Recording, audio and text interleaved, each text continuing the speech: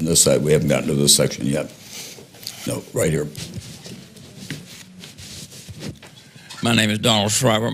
I'm the former president of Union Theological Seminary, and I'm also a World War II draftee era. One of the great changes that has happened since my being drafted is that this country is now on a kind of permanent war footing.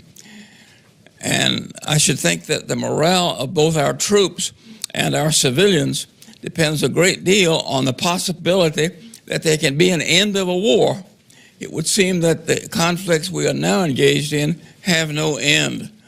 What would passionate leadership require, both toward us as civilians and toward the morale of our troops, in order to deal with this problem? Well, I think part of the problem is the nature of the threat, the threats that we face. Most of our military activities today are not in combat. They are deterrence, they are presence. Where we are in combat today is in very limited numbers in dealing with the lingering extremist problem in Afghanistan and the problem of ISIS that is mainly located in Syria and in certain parts of Iraq.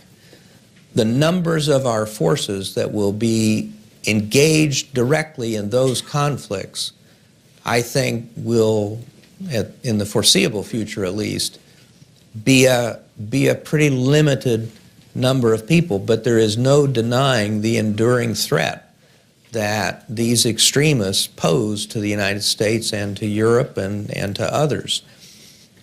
You know, one of the differences between post-World War II and pre-World War II is that war and no war were pretty much black and white. You were either at war or you weren't at war. But the kind of challenge that we face from terrorism and other extremists today is more like a public health problem or crime that we're going to have to battle on an enduring basis. And there won't be a moment when any of these groups say we surrender or we quit. And so we're going to have to deal with this, I believe, on a long-term basis. I think we have to be very careful about drawing this line between exercising our leadership in the world and leading from the front and having a credible deterrent and having our allies and friends know that we are a dependable ally, and drawing the line between accomplishing those objectives and, in effect, as the term goes, becoming the world policeman. And it was one of the reasons why I opposed the intervention in Libya. I did not see our interests directly engaged. And I said in the Situation Room, I said, can I just finish the 2 wars I'm already in before you go looking for another one?